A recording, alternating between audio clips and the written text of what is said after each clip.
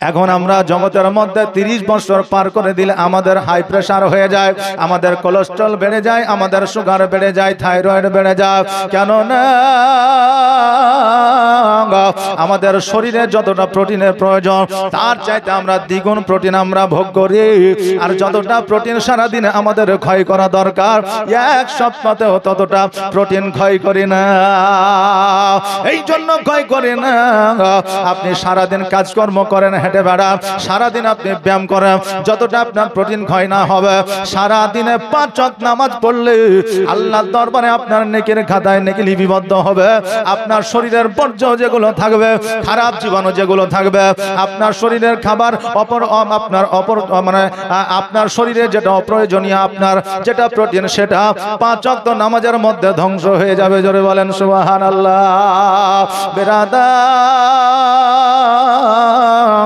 এই মানুষকে আমার আল্লাহ তাবারাক তাআলা অতি সুন্দর করে পাঠাইলেন, সুন্দর চেহারা তৈরি করলেন, সুন্দর আপনার স্কিন দিলেন, সুন্দর ব্রেন দিলেন, সুন্দর মানসিকতা দিলেন, সুন্দর মন দিলেন। আর এই সুন্দর মন মানসিকতা দেওয়ার পরে আল্লাহ তাবারাক তাআলা এই মানুষকে জগতের মধ্যে পাঠালেন। জগতের মধ্যে আসার পরে 12 বছর 14 বছর পার করে দিলেন। আর 14 বছর পার করে দেওয়ার পরে আল্লাহর ওয়াস্তে নামাজ পড়তে মসজিদে গেল না। আল্লাহর ওয়াস্তে নামাজ পড়ার জন্য মসজিদে গেল না। আল্লাহ শুকরিয়া আদায় করলো না। সবচাইতে সুন্দর করে বুদ্ধি দিয়ে বিদ্যা দিয়ে আল্লাহ মানুষকে জগতের মধ্যে পাঠাইলেন। আর এই মানুষই সব চাইতে বেশি আল্লাহর সঙ্গে নাফরমানি করে। আল্লাহর সঙ্গে সব চাইতে বেশি মানুষই নাফরমানি করে। বেরাদার, আজকে আপনাদের কাছে একটা কথাই আমি বলে দিয়ে যাই, শুনেলেন? কারণ আল্লাহ তাবারাক তাআলা পৃথিবীর মধ্যে জমিন তৈরি করেছে। আল্লাহ বলেছে কুম্বি ইজনিল্লাহ, জমিন তৈরি হয়ে যায়, ইশারার দ্বারা জমিন তৈরি হয়ে গেছে। আল্লাহ বলেছে কুম্বি ইজনিল্লাহ, আসমান তৈরি হয়ে যায়, ইশারার দ্বারা আসমান তৈরি হয়ে গেছে। আল্লাহ বলেছে কুম্বি ইজনিল্লাহ, জিন তৈরি হয়ে যায়, জিন তৈরি হয়ে গেছে। আল্লাহ বলেছে কুম্বি ইজনিল্লাহ, গাছপালা তৈরি হয়ে যায়, গাছপালা তৈরি হয়ে গেছে। আল্লাহ যাবতীয় পৃথিবীর মধ্যে যাহা কিছু তৈরি করেছে সবকিছু ইশারার দ্বারা তৈরি করেছে। আর একমাত্র এ মানুষকে আমার আল্লাহ তাবারাক তাআলা নিজের কুদরতি হাত দ্বারা বানিয়েছে। জোরে বলে সুবহানাল্লাহ। এখন আমরা ফিজিশিয়ান মানুষ, এখন আমরা বিজ্ঞান মানুষ, এখন আমরা বুদ্ধিজীবী মানুষ, এখন আমরা সমাজসেবী মানুষ, এখন আমাদের বুদ্ধির অভাব না।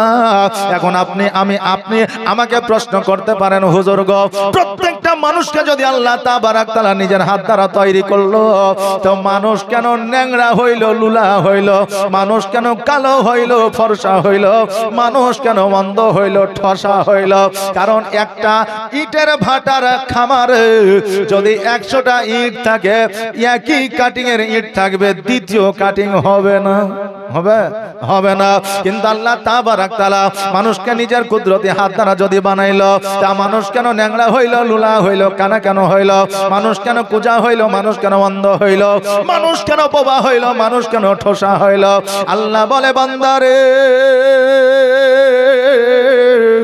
তোমরা একজন মানুষ হইয়া অপরজন মানুষকে তোমরা ঘৃণা করতে পারো, আমি আল্লাহ তাবারাক তাআলা ওই ঘৃণা করা ব্যক্তিকে পছন্দ করি না। আজকে একজন মানুষ হইয়া অপরজন মানুষকে আমরা ঘৃণা করি কি করি না? জি করি না? করি। একজন গরিব মানুষ দিন মজুর, দিন আনের দিন খায়, ওই মানুষটা যখন কোন কোটিপতির সম্মুখে চলে যায়, দূরে দূরে দূরে একটু ওইদিকে, বাবু একে সরিয়ে দিত, একটু ওইদিকে বলে কি বলে না? আরে বাবা, ওইটা তো দূরের কথা। বর্তমানে আমাদের মা বাবার 5টা সন্তান, আর এই 5টা সন্তানের মধ্যে একটা ঠিকাদার, একটা মাস্টার, একটা প্রফেসর, আর একটা হচ্ছে দিনমজুর। যে দিনমজুর সন্তানটা আছে, ওই সন্তানটার দিকে আমরা লক্ষ্য করে দেখি না। এমনও বাপ মা জগতের মধ্যে আছে। আর যারা মাস্টার, ডাক্তার, উকিল হাকে, তাদের পোতা পুতিনকে একবারের জন্য কোলে থেকে মাটিতে নামাই না। হে বেরাদা, আজকে আজকে সন্তানেরা পিতা মাতার খিদমত না করলে জাহান্নামে যাবে, আর পিতা মাতাও সন্তানের হক আদায় না করলে ওই পিতা মাতাও জাহান্নামে যাবে। জোরে বলেন সুবহানাল্লাহ। বাবা যে ভাইরা বলে যা, আজকে মানুষ হইয়া মানুষকে দেখে অহংকার করে, আজকে মানুষ হইয়া মানুষকে দেখে ঘৃণা করে, আজকে মানুষ হইয়া মানুষকে দেখে আপনার অ্যাটিটিউড দেখায়। আল্লাহ বলে বান্দারে, আজকে তুমি যতই মানুষ দেখে মানুষকে ঘৃণা করো না কেন, আমি আল্লাহ সেকেন্ডের মধ্যে তোমাকে ধনী বানিয়ে দিতে পারি, আর আমি আল্লাহ সেকেন্ডের মধ্যে ফকিরকে ধনী বানিয়ে দিতে পারি, ধনীকে ফকির বানিয়ে দিতে পারি। এই জন্য কবির ভাষায় বলছে, নদীর কোন ভাঙে ওই কোন ভাঙে, এই তো নদীর খেলা, সকালবেলা ধনী রে তুই, ফকির সন্ধ্যা বেলা। জোরে বলেন সুবহানাল্লাহ। আল্লাহ সবকিছু করতে পারে বেরাদা। আল্লাহ তাবারাক তাআলা বলছে, বান্দারে একজন মানুষ তোমার কাছে ঘৃণিত হতে পারে, কিন্তু আমি আল্লাহ যাকে কানা বানিয়েছি, আমি আল্লাহ আমার কাছে তাকে ভালো লেগেছে। আমি কাউকে কালো বানিয়েছি, আমি আল্লাহ আমার কাছে তাকে ভালো লেগেছে। আমি কাউকে কুজা বানিয়েছি, আমি আল্লাহ আমার কাছে তাকে ভালো লেগেছে। আমি কাউকে ফর্সা বানিয়েছি, আমি আল্লাহ আমার কাছে তাকে ভালো লেগেছে। এই জন্য জগতের মধ্যে ন্যাংরা লুনা কানা কুজা খোড়া আমি পাঠিয়েছি। পৃথিবীর মধ্যে যেমন মানুষই আমি পাঠাই না কেন, প্রত্যেকটা মানুষই আমি আল্লাহ আমার কাছে ভালো। জোরে বলেন সুবহানাল্লাহ। প্রত্যেকটা বান্দা আমি আল্লাহ আমার কাছে ভালো। আল্লাহর কাছে প্রত্যেকটা বান্দা যদি ভালো হয়, আমরা একজন মানুষ হইয়া অপরজন মানুষকে আমরা কেমন করে চেহারার বড়াই দেখা, আমরা কেমন করে যৌবনের বড়াই দেখা, আমরা কেমন করে টাকা পয়সার বড়াই দেখা, আমরা কেমন করে জমি জায়গার বড়াই দেখা। আজকে যদি আপনি মৃত্যুবরণ করেন, আপনার গাড়ি, আপনার বাড়ি, আপনার জমি, আপনার জায়গা তো দূরের কথা, আপনার নাম গানা পর্যন্ত রেশন কার্ডের মধ্যেও থাকবে না। থাকবে থাকবে না। অতএব এত আপনার টাকা পয়সার বড়াই কেন? আজকে 5 তলা বিল্ডিং বানাইলাম, 5 তলা বিল্ডিং বানানোর পরে যদি আমি মারা যাই, 50 বছর পরে আমার পোতা বসবাস করবে। ওই পোতা দাদুকে মনে রাখবে না, আর দাদু কবরে থাকিয়া পোতাকেও দেখতে পাবে না। এই জন্য বাবারে, আজকে সবার জন্য 5 তলা 10 তলা 1 তলা 2 তলা বিল্ডিং বানালেন, যেই জায়গাটায় আপনি যদি একটা ইট লাগিয়ে দিতে পারেন, ওই জায়গাটা আপনাকে জান্নাতে নিয়ে যাবে। যে জায়গাটার নাম হলো মসজিদ। জোরে বলেন সুবহানাল্লাহ।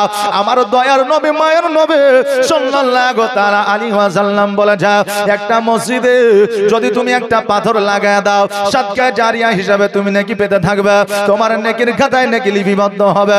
দ্বিতীয়ত হইল, কিয়ামতের দিন সব কিছু ধ্বংস হয়ে যাবে, শুধুমাত্র মসজিদ থাকবে।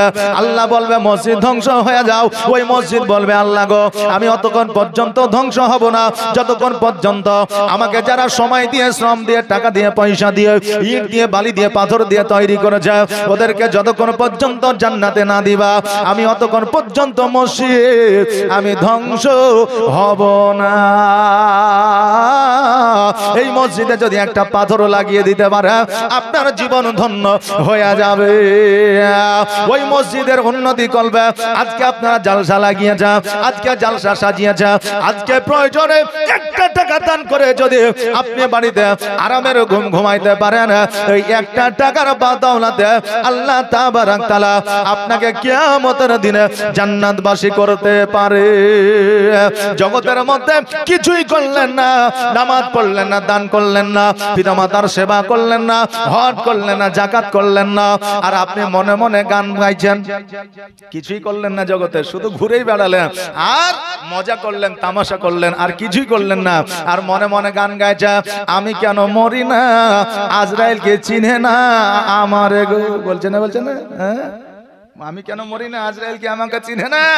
আজরাইল যেদিন তোমাকে চিনবে, সেই দিন তোমার আর নিস্তার থাকবে না।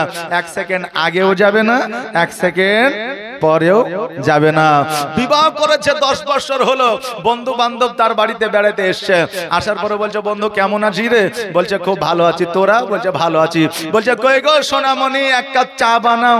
বন্ধু এসেছে, তো বন্ধু বলছে, হ্যাঁ রে, 11 বছর বিয়ে হয়ে গেল, তাও বউকে সোনামণি বলছে, এত ভালোবাসে?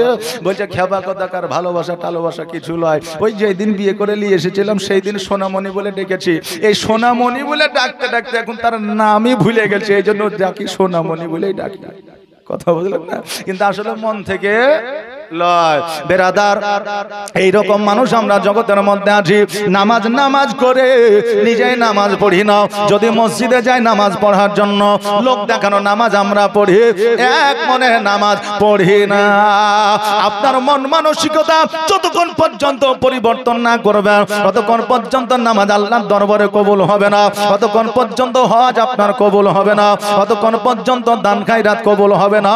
মন মানসিকতা ভালো করতে হবে, এতিমের মাথায় হাত বোলাতে হবে, মসজিদে যাইয়া ইমামের সূরা তেলাওয়াত আপনাকে শ্রবণ করতে হবে। এখন মসজিদে ইমাম সাহেব পড়ছে আলহামদুলিল্লাহি রাব্বিল আলামিন আর রহমানির রহিম মালিক ইয়াউমিদ্দিন, আমি আপনি যাইয়া কানে উলা দিয়া হাতটা বেঁধেছি, জায়নামাজের দিকে তাকায়া মনে মনে বলছে এই জায়নামাজটা সবের না হইয়া যদি ভেলভেটের হইতো কপালে ঘটা পড়িত না, মনে মনে ভাবছে। আর মৌলভী সাহেব সূরা পড়ছে, কথা বললেন না? এই মনের নামাজ আল্লাহর দরবারে কবুল হবে না। শাহজাহান বাদশার নাম আমরা শুনেছি। ওই শাহজাহান বাদশার আমলে একজন পাগল ছিল, নামাজ পড়তো না, গোসল করতো না। ওই পাগলকে ঈদের দিনে মসজিদে নিয়ে যাওয়া হলো। এবার মসজিদে যাওয়ার পরে পাগল সর্বপ্রথম কাতারে ছিল। সুন্দর সুন্দর মানুষ সুন্দর পোশাক পরিধান করে মসজিদে গিয়েছিল। পাগল নাকি রে, পেছনে কাতারে যা, আরেকজন যায় পাগল পেছনে যা, এই করতে করতে সবাই তাকে পেছনে দিয়ে দিয়েছে। আর লাস্ট পর্যন্ত পাগল রেগে বলে দিয়েছে এই ইমামের নিয়ত আমার পায়ের তলে। শাহজাহান বাদশা রাগিয়া ওই পাগলের গর্দান কেটে দিয়েছিল। ওই পাগলের গর্দানে কথা বলতেছিল, একজন আল্লাহর ওলিকে ডেকে নিয়ে আসে বলেছিল শাহজাহান বাদশার বিচার করে দাও। শাহজাহান বাদশাকে বলেছিল তোমার ইমামকে জিজ্ঞাসা করো তার নিয়াত কি ছিল। ইমাম সাহেব সূরা পড়েছিল ঠিকই, কেরাত পড়েছিল ঠিকই, নামাজের নিয়াত করেছিল ঠিকই, কিন্তু তার মনের মধ্যে একটা নিয়াত ছিল, এই মসজিদে, দিল্লির জামে মসজিদে এতগুলো মানুষ আছে, একটা করে যদি টাকা দেয় আমার কন্যার বিয়ে হয়ে যাবে। এই নিয়াত ইমাম সাহেবের ছিল। এই জন্য পাগল বলেছিল এই ইমামের নিয়াত আমার পায়ের তলে। এই জন্য বাবা আপনাদের বলে যা, সব চাইতে আমাদের বড় মনোমানসিকতা আমাদের ভালো হতে হবে, তবে আল্লাহর ইবাদত আল্লাহর দরবারে কবুল হবে। বেরাদার, আমার আল্লাহ তাবারাক তাআলা আল কোরআনুল মাজিদের মধ্যে বলেছে আল্লাহু ওয়ালিউল্লাযিনা আমানু ইন কুনতুম মুমিনিন। আল্লাহ বলে বান্দারে, যারা মুমিন হয়, মুত্তাকিন হয়, সলিহিন হয়, যারা পরেশগার হয়, যারা সলিহা হয়, তাদের এই জগতে পরের জগতে কোনো বাধা বিপদ আসে না। জোরে বলেন সুবহানাল্লাহ। আর প্রেমের খেলা খেলছো দয়াল রে দয়া, তোর খেলা চমৎকার। আর না পাকে মানুষ বানায়া আমি লাই শোভা যার রে। প্রেমের খেলা খেলছো দয়াল রে, তুমি কাউকে দিলা 10টা সন্তান, জায়গা জমি না, আবার কাউকে দিলা কোটি টাকা, একটাও সন্তান না। আবার মরার পরে কাঁধে করে কবরে নামাবে কে তার রে। প্রেমের খেলা খেলছো দয়াল রে দয়া, তোর খেলা চমৎকার। আর না পাকে মানুষ বানায়া আমি লাই শোভা যার রে। প্রেমের খেলা খেলছো দয়াল রে। আমার নবী মুস্তাফা সাল্লাল্লাহু তাআলা আলাইহি ওয়াসাল্লাম 63 বছর জীবন যাপন করেছিলেন। জীবনে একটা ওয়াক্ত নামাজ কাজা করে না, জীবনে কোনোদিন নামাজের প্রতি অলসতা করে না। আজকে জগতের মধ্যে আমাদের বাড়িতে খাবারের অভাব না, আজকে আমাদের বাড়িতে পোশাক আশাকের অভাব না, আজকে আমাদের বাড়িতে সেবা যত্নের অভাব না, তবুও আমাদের মনের মধ্যে নামাজ বলে কোনো চিন্তা না। আহারে আমার নবী 63 বছর জীবন যাপন করার পর যখন ইহ জগৎ ছেড়ে পর জগৎ গমন করলেন, আমার মা ফাতেমাকে বলে গেলেন সব আগে আমার সঙ্গে তুমি 6 মাস পরে সাক্ষাৎ করবে। হযরত আলী রাদিয়াল্লাহু তাআলা আনহু আমার নবীজির গোসল বানায়া দিলেন, কর্ণপাত করে দেখছে যেন আমার নবীজি ইয়া হাবলি উম্মতি উম্মতি বলে কাঁদছেন। আমার নবী মুস্তাফা সাল্লাল্লাহু তাআলা আলাইহি ওয়াসাল্লাম বলেছিলেন, ওরে আমার উম্মত উম্মতিরা, আজকে আমার মা ইন্তেকাল করেছে 6 বছর বয়সে, আমি অতটা কান্না করি না। আমার আব্বা 6 মাসের সন্তান গর্ভে রাখিয়া ইন্তেকাল করেছে, তবু আমি অতটা কান্না করি না। আজকে আমার দাদা ইন্তেকাল করেছে, তবু আমি অতটা কান্না করি না। আমির হামজা রাদিয়াল্লাহু তাআলা আনহুর জিহ্বা কেটে নিয়েছে, গলা কেটে নিয়েছে, নাড়ি ভুঁড়িগুলোকে বার করে নিয়েছে কাফেরেরা, আপনার শহীদ করে দিয়েছে, তবু আমি নবীজি অতটা কাঁদি না যতটা আমার উম্মত উম্মতির জন্য কেঁদেছি। জোরে বলেন সুবহানাল্লাহ। যতটা আমার নবীজি উম্মত উম্মতির জন্য কেঁদেছে, নিজের আত্মীয় স্বজন বংশ বিস্তারের জন্য কাঁদে না। ওই নবীকে যদি আমরা ভুলে যাই, আমাদের মতো দুর্ভাগ্যবান জগতের মধ্যে আর কেউ রইল না। আমার নবীজি হাবলি উম্মতি উম্মতি বলিয়া যখন আপনার ঠোঁট দুটো আপনার নড়াইতে ছিল, হযরত আলী রাদিয়াল্লাহু তাআলা আনহু সমস্ত সাহাবীদের মধ্যে বললেন, খোদার কসম করে বলি আমার নবীজি জিন্দা, আমার নবীজি জিন্দা, আমার নবীজি জিন্দা। জোরে বলে সুবহানাল্লাহ। আমার নবী জিন্দা না মুর্দা? আমার নবী জিন্দা না মুর্দা? আমরা যখন 12ই রবিউল আউয়াল উদযাপিত করি, কিছু বাতিল ফেরকার মানুষ আছে, তারা বলে যে হুজুর আপনারা যে জন্মদিন পালন করেন তো ওই দিনে তো নবী আড়াল হয়েছিল, তা আপনারা মৃত্যু দিন কেন পালন করেন না? বলে কি বলে না? বলে। আরে আমার বাবাজি ভাইয়ের এটাও ক্লিয়ার করে দিয়ে যায়, কারণ হইলো আমার নবীজি 570 খ্রিস্টাব্দে 12 রবিউল আউয়াল সোমবারের দিন শুভে সাদেকের সময় জগতের মধ্যে এসেছিলেন। আমার নবী জগতের মধ্যে এসেছে। আমরা আহলে সুন্নাত ওয়াল জামাতের মানুষ, আমরা জানি নবী এখনো জিন্দা, কিয়ামত পর্যন্ত জিন্দা। আমার নবী জগৎ থেকে আড়াল হয়েছে, নবী আমার মারা যাননি, নবী আমার পথে যাননি, নবী আমার সরে যাননি। এই জন্য আমরা আহলে সুন্নাত ওয়াল জামাতের মানুষ, আমরা শুধু নবীজির জন্মদিন পালন করি, মৃত্যুদিন পালন করি না। আমার নবীজি কিয়ামত পর্যন্ত জিন্দা। জোরে বলেন সুবহানাল্লাহ। ওই নবীজি যখন দুনিয়া থেকে আড়াল হয়ে গেল, আপনার রওজা মুবারক আপনার দাফন করে দেওয়া হলো। হযরত বেলাল রাদিয়াল্লাহু তাআলা আনহু আবু বকর সিদ্দিক রাদিয়াল্লাহু তাআলা আনহুকে ডাক দিয়া বলে, আবু বকর আমি আর মদিনায় থাকতে চাই না, আমি এই মদিনা ছেড়ে দিয়ে অন্য কোন দেশে চলে যেতে চাই। আবু বকর বলে, বেলাল রে, আজকে এই মদিনা ছেড়ে দিয়ে অন্য দেশে যাবে কেমন করে?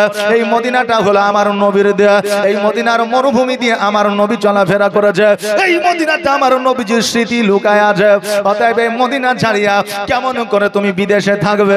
বেলাল 2 চোখের পানি ছেড়ে দিয়ে বলে, এই আবু বকর শোনো রে, এই জন্য তো আমি মদিনা ছেড়ে চলে যেতে চাই। আমি যেই পথ দিয়ে চলি ওই পথ দিয়ে আমার নবীর খুশবু পাই, আমি যেই জায়গায় বসে ওই নবীজির ওই জায়গায় নবীজিকে বসার খবর আমি পাই, আমি যেই মসজিদে যাই ওই মসজিদে আমার নবীজিকে দেখা যায়। আমি বেলাল সহ্য করতে পারি না, এই জন্য আমি এই মদিনা ছেড়ে চলে যেতে চাই। তুমি কেমন ভালোবাসো আবু বকর আমি বেলাল জানি না, তবে আমি বেলাল আমি নবীকে যতটা ভালোবাসি, এই মদিনায় থাকিলে আমি বেলাল বেশি দিন বাঁচব না। আমার নবীর মহব্বতে আমি এই জগৎ ছেড়ে পর জগৎ গমন করব। বাবারে, মহব্বত বড় খারাপ জিনিস, ভালোবাসা বড় খারাপ জিনিস। একবার মন থেকে যদি কাউকে ভালোবাসা যায়, মরা পর্যন্ত তাকে ভোলা যায় না, কিয়ামত পর্যন্ত তাকে ভোলা যায় না। তবে আমার নবী মুস্তাফা সাল্লাল্লাহু তাআলা আলাইহি ওয়াসাল্লামকে ভালোবাসা হলো আলাদা, আমার নবীজির ভালোবাসা ছিল আলাদা, সাহাবায়ে কেরামগণদের ভালোবাসা ছিল আলাদা। তবে বর্তমানে নারী পুরুষের ভালোবাসা হলো আলাদা। এখন মৌখিকভাবে বলে দেয় নারী আর পুরুষ আপনার যাবতীয় যাহা কিছু আছে মৌখিকভাবে বলে দেয়, কিন্তু অন্তরে ভালোবাসে কিনা তারাই জানে।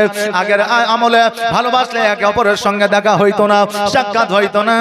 এখন বাবার পার্কে না গেলে ভালোবাসা হয় না, এখন বাবা মোবাইলে ভিডিও কল না হলে নারী পুরুষের ভালোবাসা হয় না, একে অপরের সঙ্গে সাক্ষাৎ না করিলে নারী পুরুষের ভালোবাসা হয় না। এ ভালোবাসা শরীয়তে কোন রকমের প্রাধান্য দেয় না। আজকে যুবক যুবতীরা তারা জানে ভালোবাসা হলো সুন্নাত, মহব্বত করা সুন্নাত, একে অপরে পছন্দ করে বিবাহ করা সুন্নাত। এটা কিন্তু ঠিকই, কিন্তু একে অপরকে না দেখিয়ে ভালোবাসতে হবে, একে অপরে মোবাইলে কথা না দেখে না বলে ভালোবাসতে হবে, একে অপরে মোবাইলে ভিডিও কল না করে ভালোবাসতে হবে, একে অপরে স্পর্শ না করে ভালোবাসতে হবে। এই ভালোবাসাটাই হবে শরীয়তি ভালোবাসা, নচেত শরীয়তি ভালোবাসা হবে না। বেলাল রাদিয়াল্লাহু তাআলা আনহু এই কথা বলিয়া মদিনা ছাড়িয়া যেন আপনার চলে গেলেন ফিলিস্তিনের দিকে। তখন ফিলিস্তিন ছিল না, এখন বর্তমানে যেটা ফিলিস্তিন হয়েছে, এখন বর্তমানে ফিলিস্তিন গাজাকে আপনার ইসরায়েলেরা আপনার ধ্বংস করে দিয়েছে নাকি? ইসরায়েলরা ধ্বংস করে দিয়েছে, কিন্তু তোমরা জগতের বোমা পিস্তল দিয়ে মুসলমানদেরকে মেরেছো, কিন্তু আমার আল্লাহ ছাড় দেয়, ছেড়ে দেয় না। এখন ইসরায়েলের বুকে দাউ দাউ করে আগুন জ্বলছে, দাবানল পর্যন্ত আগুন নিভাতে পারছে না, ছুটে পালিয়ে আসছে। জোরে বলেন সুবহানাল্লাহ। আল্লাহ যদি চায় বড় বড় বোমা পরমাণু লাগবে না, একটা মশাই যথেষ্ট। জোরে বলেন সুবহানাল্লাহ। আল্লাহ চাইলে একটা মশাই যথেষ্ট, তাই না বাবা? এই জন্য আল্লাহর উপরে ভরসা রাখে। আল্লাহ মুমিনদেরকে বেইজ্জত করে না, মুসলমানদেরকে বেইজ্জত করে না, কারণ মুমিন মুসলমান আল কোরআন হাদিসের দায়িত্বখানা স্বয়ং আমার আল্লাহ নিয়েছে। জোরে বলেন সুবহানাল্লাহ। ওই বেলাল রাদিয়াল্লাহু তাআলা আনহু ফিলিস্তিনের বুকে যাইয়া জঙ্গলের মধ্যে আমার নবীর কালেমা তাইয়্যিব পড়তে আছে, আমার নবীর শানে দরুদ পড়তে আছে, আল কোরআন পড়তে আছে। এইদিকে একদিন নয়, 2 দিন নয়, 3 দিন নয়, 4 দিন নয়, 5 দিন নয়, 7 দিন পর্যন্ত মসজিদে আজান হয় না, 7 দিন পর্যন্ত মসজিদে নামাজ হয় না। নামাজ আর আজান তো দূরের কথা, প্রত্যেকটা বাড়িতে উনুন পর্যন্ত জ্বলে না, মানুষ খাবার পর্যন্ত খায় না, ছোট্ট ছোট্ট শিশু বাচ্চারা পর্যন্ত মায়ের দুগ্ধ পান করে না। জোরে বলেন সুবহানাল্লাহ। একটা মাত্রই উদ্দেশ্য, একটা মাত্র কারণ, সেটা হলো আমার নবী জগৎ পরিবর্তন করেছে বলে আমার নবীর শোকে সবাই পাগল হয়েছে। জোরে বলেন সুবহানাল্লাহ। ইমাম হাসান, ইমাম হুসাইন রাদিয়াল্লাহু তাআলা আনহু, ওনারা 2 ভাই বাবা একত্রিত হয়েছে। তারা বলতেছে, ভাইরা মসজিদে আজান বন্ধ হয়েছে, মসজিদে নামাজ বন্ধ হয়েছে। এইভাবে যদি মসজিদে আজান ও নামাজ বন্ধ হয়ে যায়, কিয়ামত পর্যন্ত মানুষ আর নামাজ পড়বে না, কিয়ামত পর্যন্ত মানুষ আর আজান দিবে না। মসজিদে দেখবেন প্রতিদিন ফজরের নামাজের পরে যদি আপনার কিয়াম হয়, প্রতিদিন আসরের নামাজের পরে যদি মুসাফা হয়, যদি 1 মাস বন্ধ হয়ে যায়, ওটাকে চালু করতে আবার অনেক কষ্ট হয়, কি হয় না?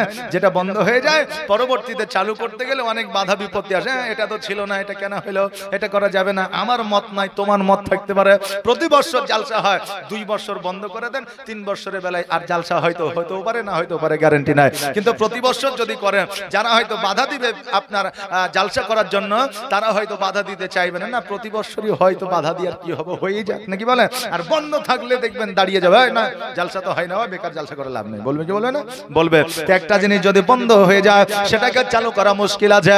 এই জন্য ইমাম হাসান ও হুসাইন রাদিয়াল্লাহু তাআলা আনহু চিন্তা করে, আজকে মসজিদে নববীতে আজান হয় না, আজকে মসজিদে নামাজ হয় না, এইভাবে যদি চলতে থাকে কিয়ামত পর্যন্ত নামাজ হবে না, আজান হবে না, রোজা হবে না। আমার নবীজি উম্মত উম্মতিকে যে তোফা দিয়ে গেছে, উম্মত উম্মতিকে যে উপহার দিয়ে গেছে, এই উপহার আমার নবীজি বৃথা হয়ে যাবে। হোসেন বলল, হাসান তবে বেলালকে খোঁজা হোক। বেলালকে খুঁজে নিয়ে আসার পরে আজান দেওয়ার জন্য বলা হোক। এবার বেলালকে মদিনায় খুঁজতে আরম্ভ করেছে, কিন্তু মদিনা আমার বেলাল না।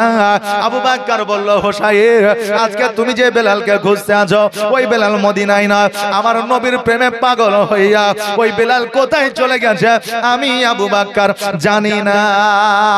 হোসাইন রাদিয়াল্লাহু তাআলা আনহু আমার বেলালকে খুঁজতে খুঁজতে খুঁজতে খুঁজতে 3 দিন যেন অতিবাহিত করলে ফেললেন।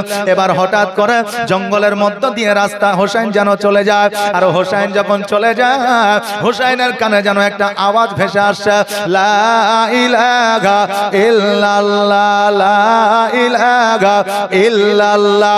আমার নবীর কালেমা ভেসে আসে।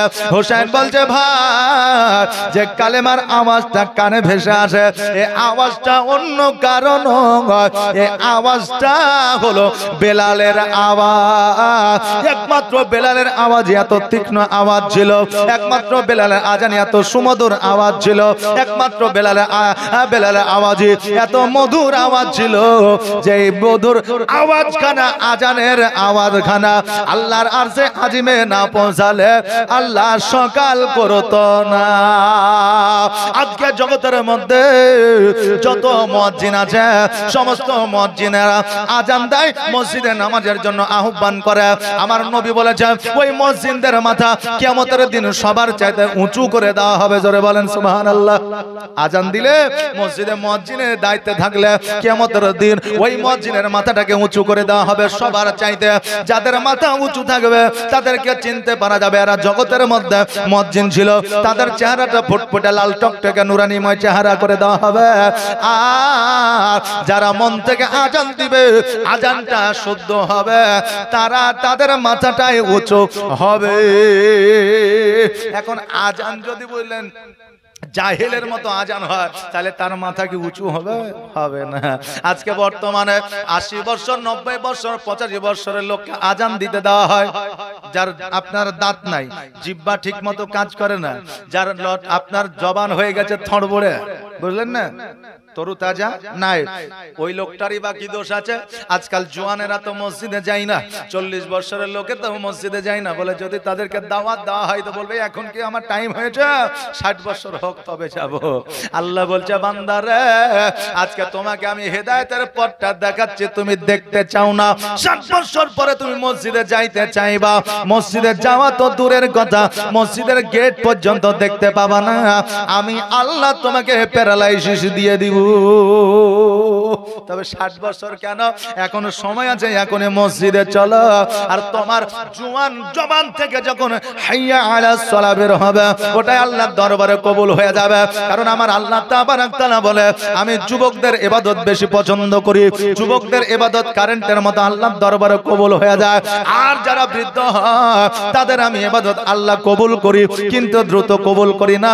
এই জন্য করি না কারণ তাদের শরীরটা দুর্বল হয়ে যায়, কখন তাদের বাই সরে যায় বলতে পারে না, কখন তাদের পেশাব হয়ে যায় জানতে পারে না, কখন তারা দাঁড়াইতে পারে এটা জানতে পারে না, কখন তারা বসে পড়ে এটা জানতে পারে না, কখনো তাদের মাথা ঘোরপাক দেয়, সূরা মনে থাকে না, ইয়াদ থাকে না।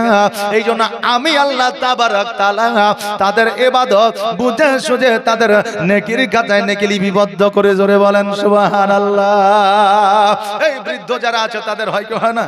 যে হয় ইমাম সাহেব নামাজ পড়িয়েছে, রুকু সেজদায় গেছে, যেমনই আপনার সেজদাতে গেছে ওইদিকে 2 কাতার লোক আছে, এক দেখছে একেবারে আবার চলে এসছে, এখন একে অপরের দিকে তাকিয়ে থেকে দেখছে এই কাজ করলে কে রে, আর যে করেছে সে ওই ছুটেছে উজু করতে, বুঝলেন না?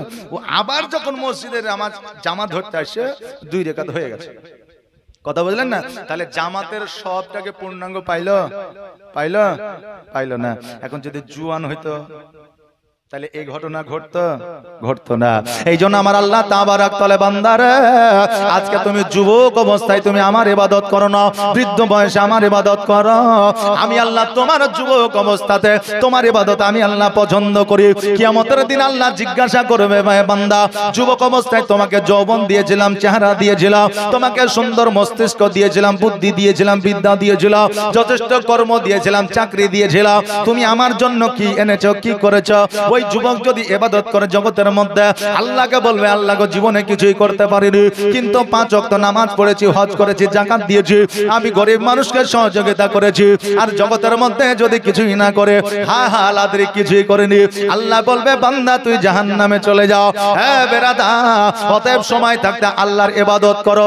আমি যেটা বলতেছিলাম বেরাদার, মসজিদে আজান দিবা, আজানটা যাতে ভালো হয়, সলাতের সহিত যাতে আজান হয়, আজানের উচ্চারণটা যাতে ভালো হয়, বা আজানের উচ্চারণটা যদি ভালো হয় কিয়ামতের দিন আপনার মাথাটা উঁচু হয়ে যাবে।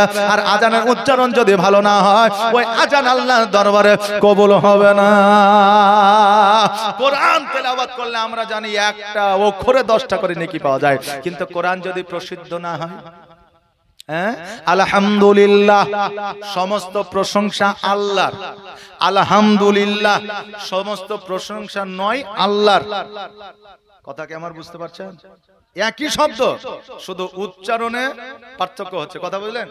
শুধু উচ্চারণে পার্থক্য। আলহামদুলিল্লাহ সমস্ত প্রশংসা আল্লাহর, আলহামদুলিল্লাহ সমস্ত প্রশংসা নয় আল্লাহর, মানে আলহামদুলিল্লাহ প্রশংসা নয়, আলহামদুলিল্লাহ আল্লাহর প্রশংসা। তাহলে একটাই শব্দ, উচ্চারণ যদি ঠিক না হয় তো এতে গুনাহ হবে না নেকি হবে? কোনটা? নেকি হবে না গুনাহ হবে?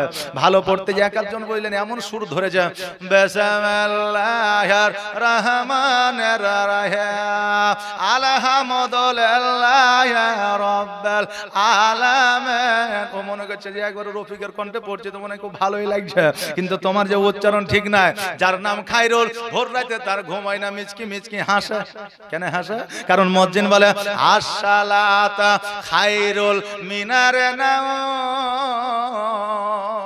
খায়রুল বলছে আমার নাম না নিলে তোর ফজরে আজান হবে না, কিন্তু আসলে কি বলেন খায়রুল আছে, খায়রুল না। আজান যদি শুদ্ধ হয় মানুষের ঘুম ভাঙে না। বেলাল যখন আজান দিত আমার আল্লাহ তাবারাক তাআলা ওই আজানকে শ্রবণ করতো। জোরে বলেন সুবহানাল্লাহ। আসসালাতু খায়রুম মিনান নাওম, আসসালাতু খায়রুম মিনান নাওম। আল্লাহু আকবার, আল্লাহু আকবার, লা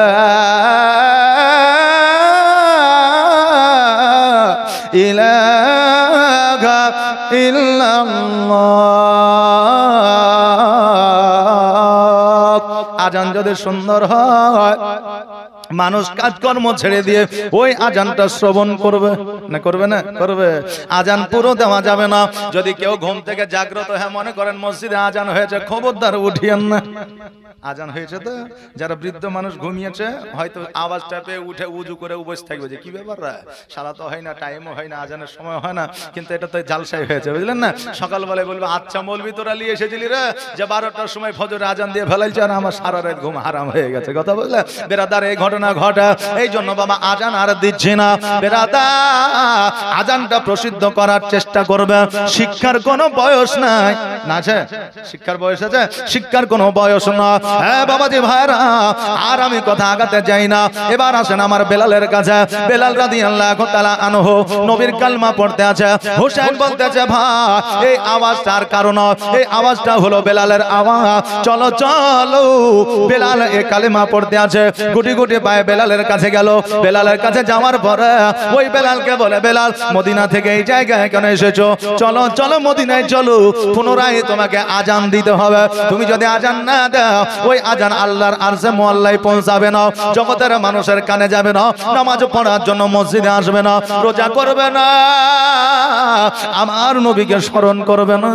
অতএব বেলাল আর দেরি নয়, দেরি নয়, জলদি করে মদিনায় চলো। বেলাল দুই চোখের পানি ছেড়ে দিয়ে বলে হোসাইন আমাকে মদিনায় যাওয়ার জন্য তুমি বলিও না, কেন না আমার নবীর কথা মনে পড়লে আমার অন্তরটা কেঁপে যায়, আমার দুই চোখ দিয়ে পানি এসে যায়, আমার নবীর মুখমণ্ডলটা আমার চোখের সামনে চলে আসে। আমি বেলাল সহ্য করতে পারি না, এই জন্য আমাকে মদিনায় যাওয়ার জন্য বলিও না। হোসাইন বলে বেলাল রে আজকে তোমার কলিজা শুধু ফাটে না, আজকে আমি হোসাইন, আজকে আমাদেরও কলিজা ফেটে যায়, কিন্তু আমার নবী যে পথ দেখিয়ে গেছে, ওই পথ কোনোদিন ছাড়া যাবে না। বেলাল জলদি করো, চলো রে বেলাল, আজকে মসজিদে তুমি যতক্ষণ পর্যন্ত না যাবা ততক্ষণ পর্যন্ত আজকে মসজিদে নামাজ পড়ার জন্য কেউ আসবে না। ওই বেলাল বলল, হোসাইন তুমি যখন বলেছ আমাকে যাইতে হবে, কারণ আমার আল্লাহ তাবারাক তাআলা রাসূল সাল্লাল্লাহু তাআলা আলাইহি ওয়াসাল্লাম বলে দিয়েছে, যারা ইমাম হাসান ও হোসাইনকে মানলো তারা যেন আমাকে মানলো, যারা ইমাম হাসান হোসাইনকে মানলো না তারা যেন আমাকে মানলো না। হোসাইন আজকে তোমার কথা যদি অমান্য করি আমার নবীর কথা অমান্য করা হবে, এই জন্য আমার জান থাকার যাক, চলো চলো মদিনায় যাব, কারণ আমি নবীকে ভালোবাসি।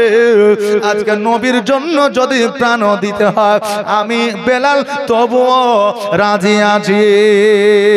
তোমার মতো এত ভালো, তোমার মতো এত ভালো নবী গো কেউ তো আমার বাসে না, তাই তো নবী আমি আর তোমার দিওয়ানা। জোরে বলেন সুবহানাল্লাহ। নবীর চাইতে ভালো কেউ বেশি বাঁচতে পারবে? পারবে? পারবে না। আজকে সন্তানকে জন্ম দিয়েছেন, সন্তানকে খুব ভালোবাসেন, কেটিএম আর কিনে দিচ্ছে। আজকে আপনি যদি কিনে না দিতে পারেন ওই সন্তান বলবে, আব্বা গো তুমি আমাকে জন্ম দিয়েছো, লালন পালন করেছো, জীবনে কিছুই দিতে পারোনি, না পেরেছো একটা বাইক দিতে, না পেরেছো জমি জায়গা দিতে, না পেরেছো ব্যবসা বাণিজ্য দিতে, অতএব তুমি জন্ম দিয়ে ভুল করে দিয়েছো। এখন অনেক যুবক আছে বাপ মাকে এই কথা শোনায়, অনেকে আছে শোনায়, আরে যুবক আজকে ওই বাপ মা তোমাকে পৃথিবীর আলো দেখিয়েছে, এর ঋণ তুমি কিয়ামত পর্যন্ত চামড়া ঝিলিয়া পায়ের মায়া মা বাবার পায়ের তলে বিছিয়ে দিল শোধ হবে না। ওই বাপ মাকে তুমি কষ্ট দুঃখ দিও না, গরিব বলে অবহেলা করিও না। আজকে বিবিকে ভালোবাসবে, ওই বিবিকে সঠিকভাবে কাপড় দিতে না পারলে, ওই বিবিকে সঠিকভাবে স্বর্ণ দিতে না পারলে, ওই বিবিকে সঠিকভাবে খাবার দিতে না পারলে, অনেক বিবি আছে, সবাই নয় রে বাবা, অনেক বিবি আছে বলবে তোমাকে বিবাহ করে আমার জীবনটা বরবাদ হয়েছে, বলবে না? ভাইকে ভালোবাসা, একটা সময় ভাই কলিজার টুকরা ছিল, যেমন বিবাহ হলো সন্তান আদি হইল, জমি জায়গা ভাগের বেলায় এক কাটার জন্য ভাই ভাই এমন দুশ্মন হলো মরা পর্যন্ত এক হইল না। এই জন্য বাবা জগতের ভালোবাসা বৃথা, আমার নবীর ভালোবাসা অমর। জোরে বলেন সুবহানাল্লাহ। এই জন্য বলছে তোমার মতো এত ভালো, তোমার মতো এত ভালো নবী গো কেউ তো আমার বাসে না, তাই তো নবী আমি আর তোমার দিওয়ানা, তাই তো রাসূল আমি আর তোমার দিওয়ানা।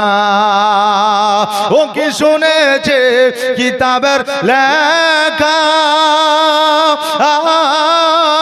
নবী ছাড়াই আমার জীবন ফাঁকা গো, নবীজিকে ভালো না বাসিলে, নবীজিকে ভালো না বাসিলে আল্লাহ পাওয়া যাবে না, তাই তো নবী আমি আর তোমার দিওয়ানা।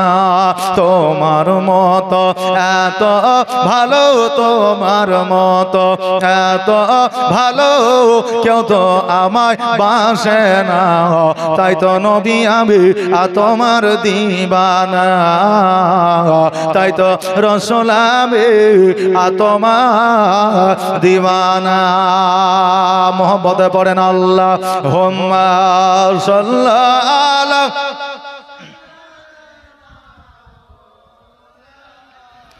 মুহাম্মাদ ওয়া আলা আলি মৌলানা মুহাম্মদ। ওই বেলাল রাদিয়াল্লাহু তাআলা আমার হোসাইনের সঙ্গে মদিনায় আসলে, মদিনায় আসার পরে বেলাল যেন ওযু বানাইলা, ওযু বানানোর পরে মিম্বারের উপরে উঠে গেল, মিম্বারের উপরে উঠে যাওয়ার পরে আজান শুরু করেছে, আল্লাহু আকবার আল্লাহু আকবার আল্লাহু আকবার আল্লাহু আকবার, আজান শুরু করে দিয়েছে। যেমনই পড়েছে আশহাদু আন্না মুহাম্মাদার রাসূলুল্লাহ, সঙ্গে সঙ্গে অজ্ঞান হয়ে জমিনের মধ্যে বেলাল পড়েছে। জোরে বলেন সুবহানাল্লাহ। হোসাইন লটায় পানি করে লইয়া মিম্বারের উপরে গেছে। যাওয়ার পরে বেলালের মুখে ছিটায় দিয়েছে। বেলাল চোখ দুটো খুলেছে, অঝার নয়নে কান্দিয়া চোখ দিয়ে পানি ফেলে বলতেছে, হোসাইন আমার দ্বারা আজান দেওয়া মনে হয় সম্ভব হবে না। ও হোসাইন আজান দিতে গেলে আমার হয়তো প্রাণ চলে যাবে। হোসাইন বলল, বেলাল রে আজকে আজান দিতে যাইয়া তোমার যদি প্রাণও চলে যায় তবুও তোমাকে আজান দিতে হবে। হোসাইন বলে, বেলাল রে আবার দ্বিতীয়বার ওঠো, আজান শুরু করো। বেলাল আবার দ্বিতীয়বার উঠিল, আবার আজান দেওয়া শুরু করলো। আবার যেমন মোহাম্মদ রাসূলুল্লাহর নামটা এসেছে অমনি যেন অজ্ঞান হয়ে জমিনের মধ্যে পড়ে গেছে। আবার হোসাইন মাথার মধ্যে পানি দিয়া বেলালকে বলতেছে, বেলাল রে ওইভাবে অজ্ঞান হয়ে পড়ে যাচ্ছ কেন? বেলাল বলে, হোসাইন আমার যখন আজান হইতো আমার নবীজি শ্রবণ করতে, আমার নবীকে আঙ্গুল দিয়ে দেখাইতাম। আজকে নবীকে যখন আঙ্গুল দিয়ে দেখাইতে যাই আমার নবীকে দেখতে পাওয়া যায় না। আমি বেলাল নবীকে দেখতে পাই না বলে অজ্ঞান হয়ে জমিনের মধ্যে পড়ে যায়। আহারে কত প্রেম ভালোবাসা মহব্বত ছিল নবীর সঙ্গে। এই জন্য তো বেলাল আমার নবীজির উটের লাগাম গানা ধরে আমার নবীর আগে জান্নাতে যাবে। জোরে বলেন সুবহানাল্লাহ। বেরাদার আমরা বলবো নবীর আগে কেমন করে জান্নাতে যেতে পারো? এখানে মান্তিক আছে, একটু ভেবে দেখা। উটের লাগাম গানা যে ধরে সে হয় গোলাম। কি হয়? গোলাম। আজকে আমার গাড়ি আছে, ড্রাইভার কিন্তু আজকে আসে নাই, বলছে আজকে রেস্ট নেব। তো নিয়ে আজকে আমি ড্রাইভার, কথা বলেন না তো। ড্রাইভার যখন গাড়ি চালায় আমি তখন পেছনে থাকি, তাই বলে কি ওকে বক্তা বলে? বলে বলে না, ও তো সামনের দিকে থাকে, কারণ ও হলো ড্রাইভার, ও মান্থলি মাইনা নিয়ে ও থাকে। এ বেরাদার ঠিক অনুরূপ বেলাল নবীর আগে জান্নাতে যাবে এটা ঠিকই, কিন্তু নবীর গোলাম হইয়া রাজা হইয়া নয়। এ বেরাদার নে মিল্লাতে ইসলামিয়া ওই বেলাল রাদিয়াল্লাহু তাআলা আনহু তৃতীয়বারের জন্য আজান দেওয়ার জন্য উঠেছে। মিম্বারের উপরে উঠিয়া আজান শুরু করেছে। আল্লাহু আকবার, আল্লাহু আকবার।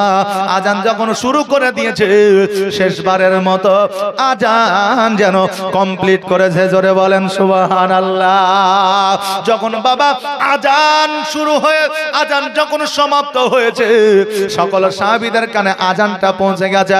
সবাই যেন দ্বন্দ্বায়মান হয়ে গেছে আর তারা মনে মনে চিন্তা করতেছে, আল্লাহ গো আজকে হয়তো নবী আবার মসজিদে এসেছে, এই জন্য বেলাল আজান দিয়েছে, চলো চলো নবীকে আমরা দেখব।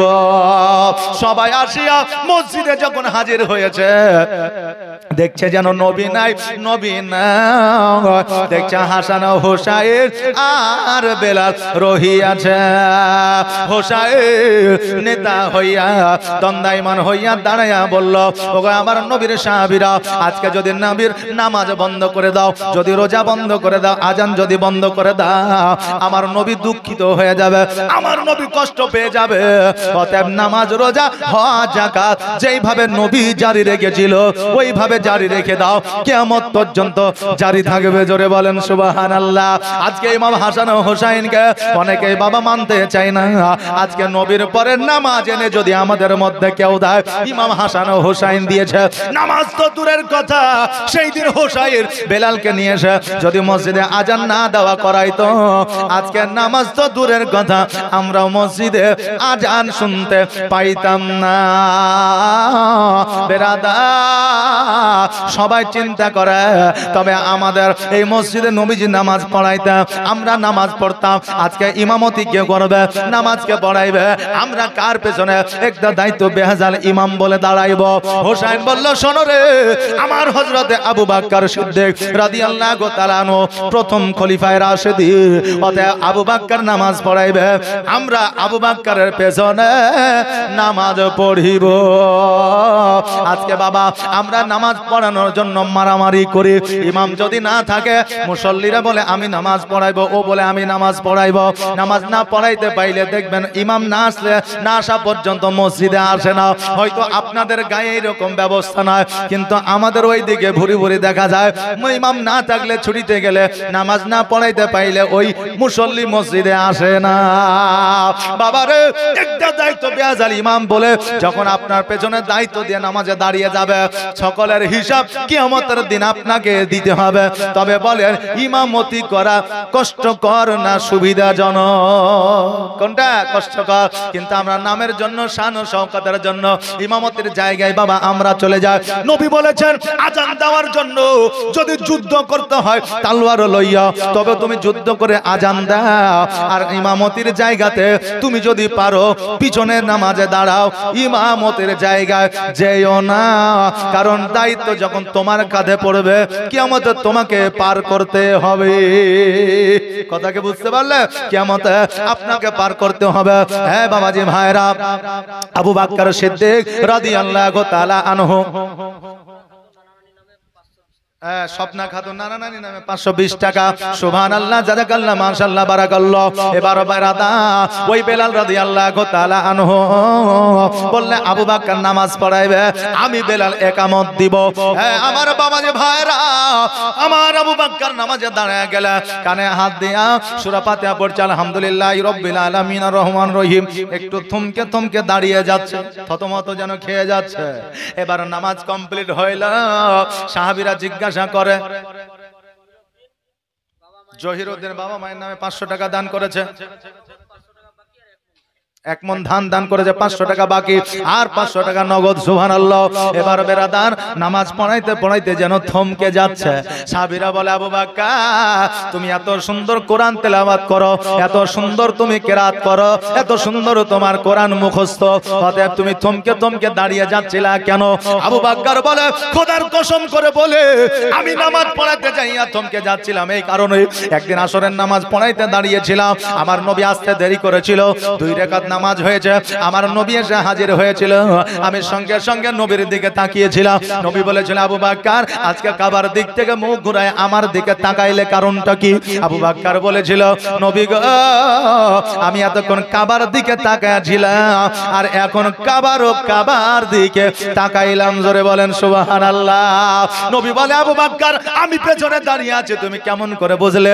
আবু বকর বলে হুজুর গো, সবচাইতে কাছের সাহাবী আমি আপনার, অতএব আপনার শরীরের খুশবু শুকে বুঝে গিয়েছিলাম নবী আপনি আমার পেছনে দাঁড়িয়ে আছেন, আপনি আমার পেছনে, আমি কাবার দিকে মুখ করে নামাজ পড়বো, এই নামাজ আল্লাহর দরবারে কেমন করে কবুল হইতে পারে?